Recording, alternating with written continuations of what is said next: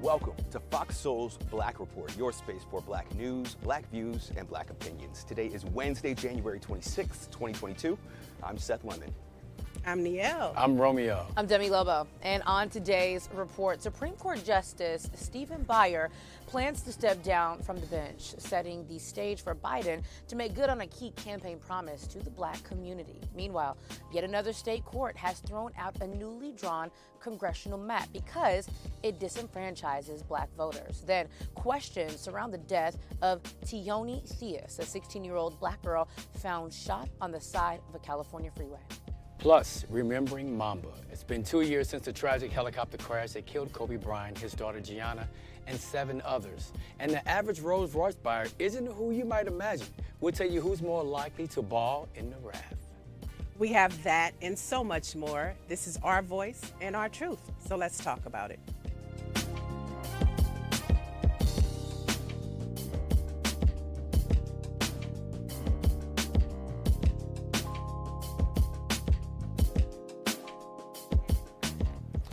President Biden has an important choice to make in what could become a monumental historic moment for the entire country. Today, we learned that Supreme Court Justice Stephen Breyer will step down from the High Court, and that allows Biden to deliver on a campaign promise to nominate a Black woman to the bench. And given the disappointments and the failures that Biden has faced, from Build Back Better to voting legislation, this could reinvigorate his base and restore their faith in him ahead of the midterm elections. Breyer's announcement, it comes 5 months before his retirement, and that provides ample time for a nomination process.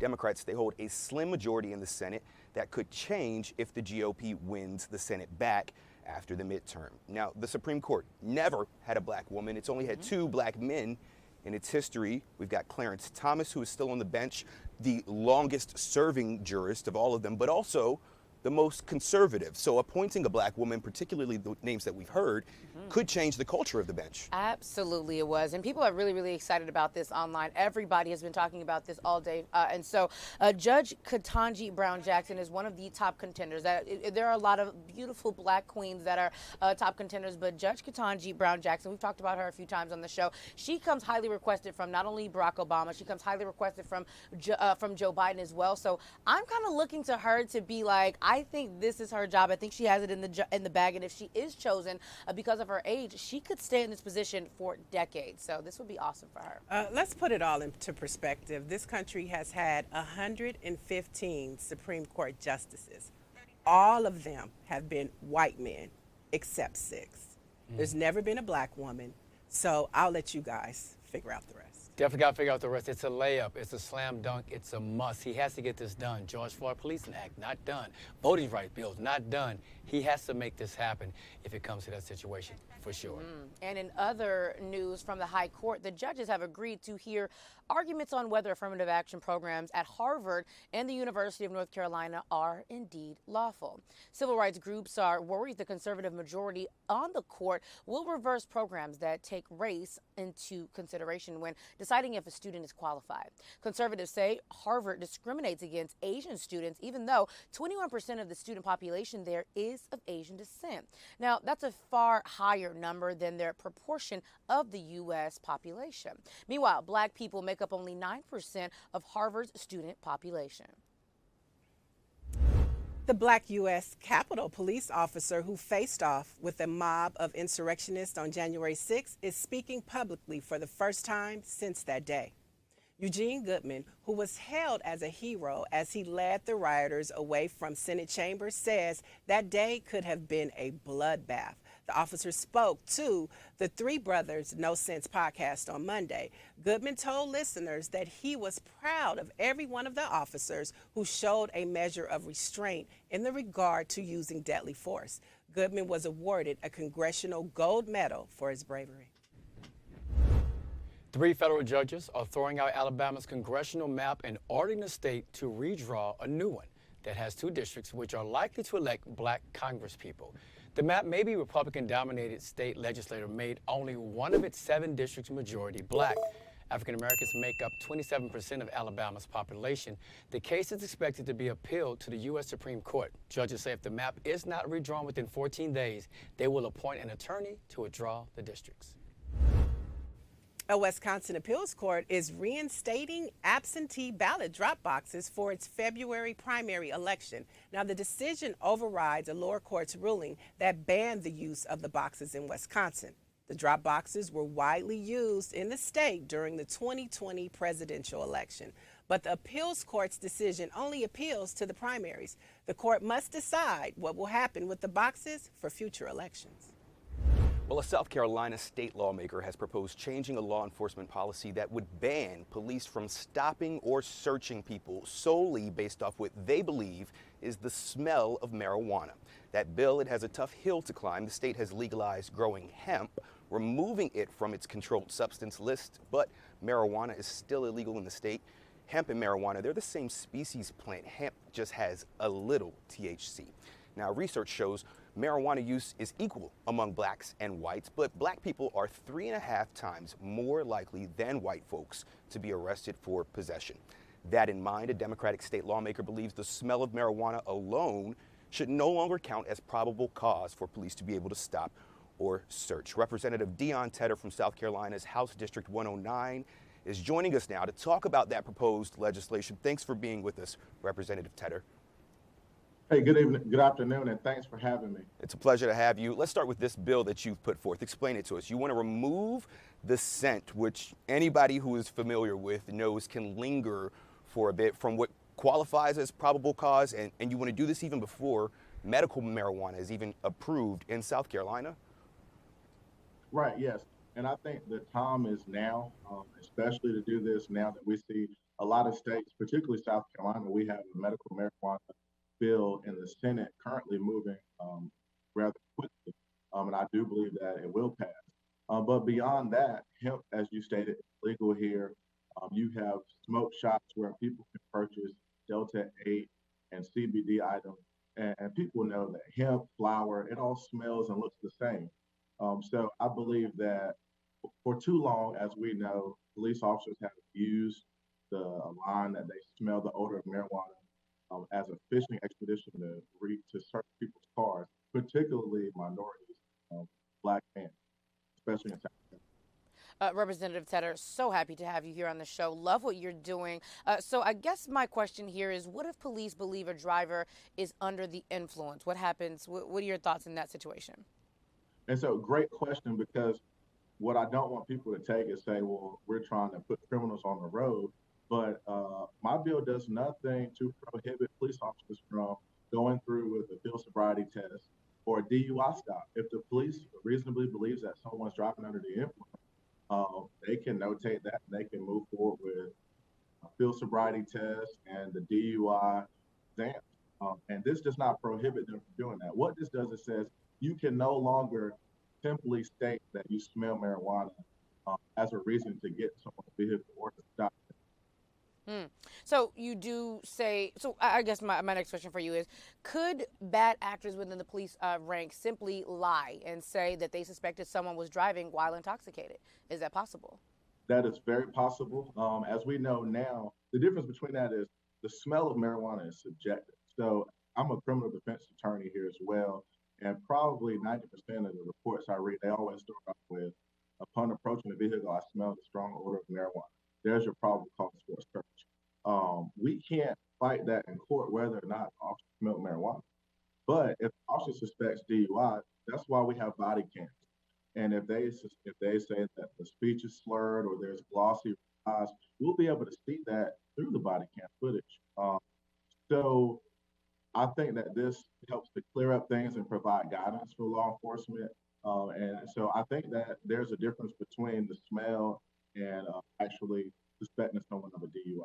All right, now you mentioned that you are an attorney. I'm sure that that's a great advantage for you being a legislator as well. But we saw the big news today about Justice Stephen Breyer retiring from the Supreme Court. I want to get your thoughts as a lawyer on the state of the court, whether you think Biden will make good on his promise, and if you're satisfied as a South Carolinian with what he's done so far in the Oval Office, since you voters there really helped to propel him to the Oval Office. Right, and as you know, South Carolina was very helpful in getting him elected. I do believe that he'll make good on his promise. I'm confident that he will appoint an American woman. As you stated, it's long overdue. In fact, we have the federal judge here in South Carolina that there's been talk about who's a great judge. And I'd like to see that as well, Judge Michelle Childs here. But I think he has to deliver on that because there are a lot of people disappointed with the administration on things such as student loan being wiped away. And so I think this is an opportunity to gain momentum going into the midterms, and we need that in the Democratic Party. Yeah, we know you got to talk to the president a few weeks ago when he was there, so we hope you had a good conversation and put a little bug in his ear about student loans. Representative Tedder, thank you so much for joining us here on Fox Soul's Black Report. Thank you. All right, soulmates, Congressman Bobby Rush and Reverend Jesse Jackson are calling on the Department of Justice to bring civil rights charges against a former white Chicago police officer who killed an unarmed black teen in 2014. Jason Van Dyke will be released next week. His original 81-month sentence for killing Laquan McDonald is being reduced to 39. Van Dyke was convicted in 2018 of second-degree murder and 16 counts of aggravated battery, one for every bullet he fired at McDonald. Federal prosecutors in Illinois said a federal case against Van Dyke is still open. Activists in Chicago are calling for mass protests to shut down the city next week. Meanwhile, Milwaukee police, they are investigating the deaths of 6 people they say they found in a house Sunday afternoon. Police say the 5 men and 1 woman were all shot to death. No suspects have been arrested so far, and investigators, they haven't revealed a motive, but police, they say they went to the house in September after receiving complaints of drug dealing. A month later, officers say that a 24-year-old man was shot and killed nearby that location. A Florida judge denied a 17-year-old girl's request to have an abortion solely based on her grades in school. The girl, identified only as Jane Doe, asked a court for permission to get abortion without her parents' knowledge. A county judge took issue with her testifying that she had a B average, although records revealed she had a much lower GPA. The judge said she showed a lack of intelligence or credibility, either of which indicated a lack of maturity. A district court later overruled his decision. Now, a 2020 report from Human Rights Watch revealed the majority of pregnant teens seeking judicial bypass for abortions are Black, Indigenous, or people of color. This made me so upset because, of course, having children are blessings. But if you feel like a 17-year-old who is a baby herself lacks maturity, why would you force her to have a child? Not to mention whether she had an A, B, C, or D average, that should not matter. That shouldn't interfere whether you'll be a good mother or not. Yeah. It's almost strange because the judge here was saying that she lacked maturity because she testified incorrectly about her GPA, but it's almost like saying that she should be punished by forcing her to have the child, but you're calling her immature at the same time. It doesn't really make sense. Absolutely. I mean, not to mention if, oh, sorry, Romeo, go ahead. No, go for it. Not to mention if she has a low GPA, I mean, you might have to take time off for health. Certain things might arise. Her GPA can get even lower. Yeah. You know, at the end of the day, like, it's a tough decision. We all understand that. But here's a young adult that's still trying to find her way in life, right? So that decision is going to be tough. And, you know, I'm always riding a thin line when it comes to that when we talk about abortion as well. All right, so the family of a Jamaican immigrant shot to death in rural Pennsylvania are calling the incident a modern-day lynching. The family of Peter Bernardo Spencer says he accepted an invitation from a former white co-worker to hang out at a cabin in December. State police say they found Spencer's dead body in front of the cabin with multiple gunshot wounds. 3 people at the cabin were questioned by police, but no one has been charged. Cops said they found multiple firearms and drugs at the home. Investigators say the public needs to be patient with the probe. Soulmates, check this out. The family of a dead 16-year-old black girl who was found shot on the side of a Los Angeles freeway is asking the public for help. The family of Tioni Theus held a candlelight vigil in South LA Tuesday night. LAPD officers say the child was killed and dumped on the side of the road on January 8th. It's strange, though. Officers here took weeks to make that announcement and say they don't have any leads in the case so far. LA officials initially offered a $10,000 reward last night. That jumped to $60,000, and today we've learned they increased that amount to $110,000. There has been a spate of gun crime here in Los Angeles recently, and one of the notable differences I've picked up on is the reaction, particularly in the amount that was offered for this young lady, killer, information leading to the arrest of her killer, $10,000 to start, and in comparison, the reward that was offered for Breonna Kupfer, the young white lady who was stabbed horrendously inside that furniture store here in Los Angeles. But that amount jumped. It almost just seems like they're putting values or weight on our lives. Oh, it's absolutely value on our lives. Not even without question, it's absolutely value on our lives. And the same. How is it half the amount of what this other, white young girl? Of course, we tragically lost her. But I don't like you said, how that number just jumped from 10 to 110,000. Where did the money come from? And it took the community saying something about it for them to do that. Absolutely. A Nevada black man is suing the Las Vegas Police Department for misidentifying him and holding him in a jail cell for 6 days. 23-year-old Shane Lee Brown says cops arrested him for a firearms charge back in January of 2020, but his lawyers say police were really looking for 49-year-old Shane Neal Brown, a white ex-con. So the black Shane says that when he was pulled over, he didn't have his driver's license, but he provided cops with his social security card and his full name. There had been an arrest warrant for the white Shane for felony firearms possession. The white Shane had been arrested in 1994 on a felony years before the younger Shane had even been born. The black Shane is suing the Vegas and Henderson Police Department for $500,000. And you have a wonderful case, because guess what? If the shoes were on the other foot, this would have never happened. There's no way that they would have confused a young white boy for an older black man. I don't feel like it would have happened.